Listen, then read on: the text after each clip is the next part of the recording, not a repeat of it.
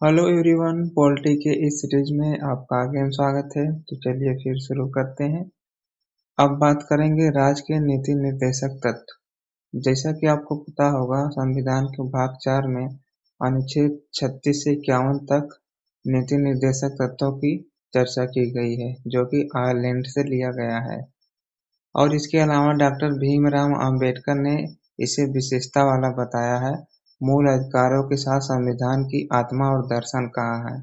वहीं Greenville Austin ने संविधान का मूल आत्मा कहा है।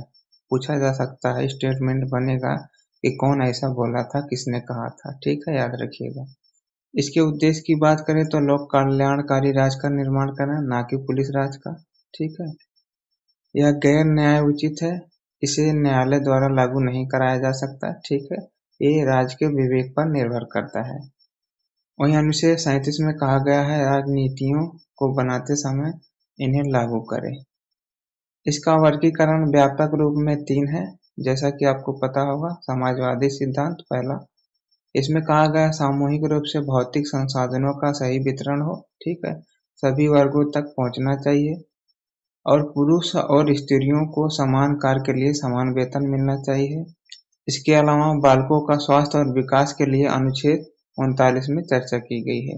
वहीं गरीबों को निःशुल्क विधि सहायता के लिए अनुच्छेद 39 का में प्रावधान किया गया है। इसके अलावा बुढ़ापा, बीमारी, लोक सहायता के लिए अनुच्छेद 41 में चर्चा की गई है। ठीक है। पूछा जाएगा, स्टेटमेंट बनता है। ठीक है। अनुच्छेद 41 में क्या कहा गया है। ठीक है।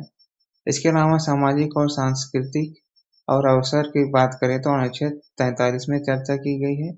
वहीं उद्योग के प्रबंधन, कामगारों के भाग लेने का जो अधिकार है, उसे अनुच्छेद 43 का में रखा गया है। वहीं पोषण स्तर, जीवन स्तर उच्च करना, स्वास्थ्य में सुधार करना अनुच्छेद 47 में बात की है। इसके अलावा गांधीवादी सिद्धांत की बात करें तो इसमें कहा गया है, ग्राम पंचायत का गठन किया जाए, उन्हें पर्याप्त शक्तियां दिया जाए और कुटीर उद्योगों के प्रोत्साहन के लिए अनुच्छेद 43 में चर्चा की गई है।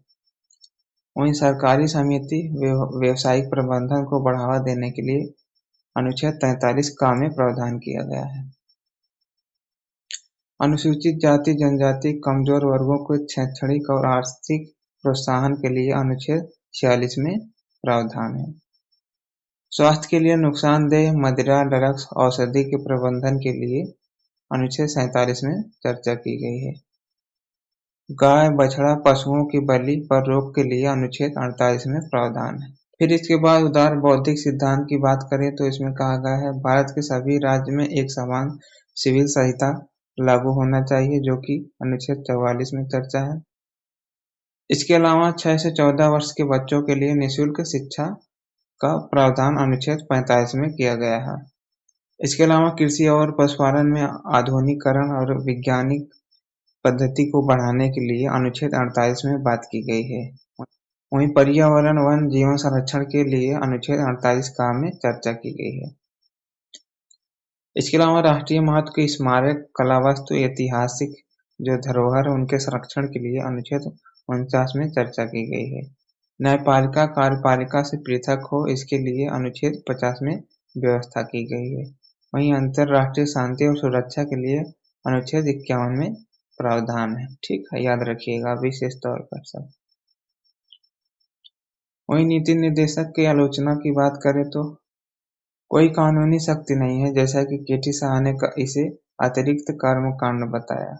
वहीं टीटी कृष्णाचारी ने भावनाओं का एक स्थायी कूड़ा घर बताया है। इसके अलावा केसी वियर ने लक्ष्य का घोषणा पत्र बताया है। ठीक है, याद रखिएगा। इसके अलावा संवैधानिक टकराव की बात करें तो जैसा कि राष्ट्रपति और प्रधानमंत्री के बीच में होता है केंद्र में, वहीं राज्य में राज्यपाल और मुख्यमंत्री के बीच में टकराव का कारण बनता है। इसकी उपयोगिता की बात करें तो जैसा कि एल.एम. सिंघवी ने इसे संविधान को जीवन दान देने वाला व्यवस्था बताया है। वहीं एम.सी. छांगला ने कहा, इसे लागू किया जाए तो हमारी पृथ्वी स्वर्ग की भांति लगेगी। ठीक है।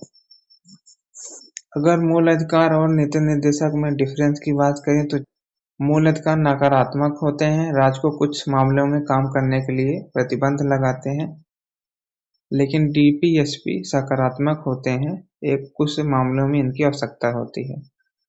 वहीं मूल अधिकार ये न्यायोचित होते हैं, इनका हनन होने पर न्यायालय द्वारा इसे लागू कराया जा सकता है। वहीं डीपीएसपी गैर न्यायोचित है, इसे न्यायालय द्वारा लागू नहीं कराया जा सकता। ठीक है। इनका उद्देश्य है लोकतांत्रिक राजनीतिक व्यवस्था स्थापित करना। वहीं डीपीएसपी की बात करें तो सामाजिक आर्थिक लोकतांत्रिक की स्थापना करना है।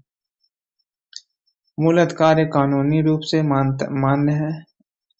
वहीं डीपीएसपी नैतिक एवं राजनीतिक मानता है। मूल अधिकार ये व्यक्तिगत कल्याण को प्रोत्साहन करता है। वहीं ये सामुदायिक कल्याण को बढ़ावा देता है। मूल अधिकार इनको लागू करने के लिए विधान की आवश्यकता नहीं होती है, लेकिन डीपीएसपी को लागू करने के लिए विधान की आवश्यकता होती है। ठीक है। बाकी आप अपने हिसाब से इसे पढ़ लेना, यहाँ से क्वेश्चन बनते हैं, आगे भी बनेंगे। ठीक है। तो मिलते हैं नेक्स्ट वाले वीडियो में।